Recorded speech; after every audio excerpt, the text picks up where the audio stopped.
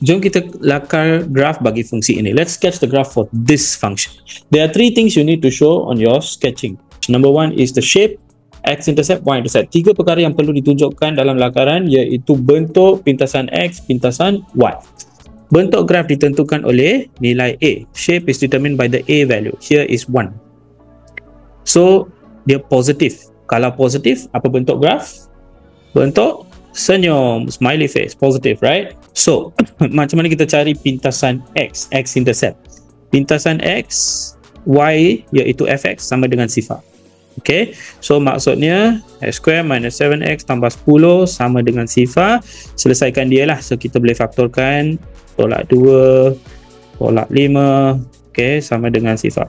Okay, lepas tu teruskan jalan kerja dia, continue the working lah. Tapi jawapannya x sama dengan 2 atau x sama dengan 5. Okay, ini bukan jalan kerja lengkap ya. Okay, pintasan x sudah ada, pintasan y. Pintasan y kita boleh dapat terus daripada nilai c. So c is 10. C ialah 10.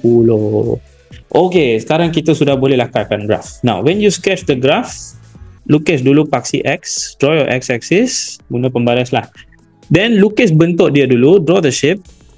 Okay. Lepas kita lukis bentuk, baru kita label. Dan ni you label here 2 and 5. Ini adalah pintasan x lah, x-intercept.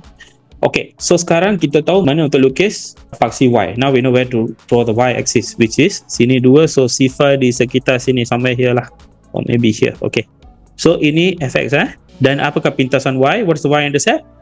10. Dah finish. Inilah lakaran graf tu.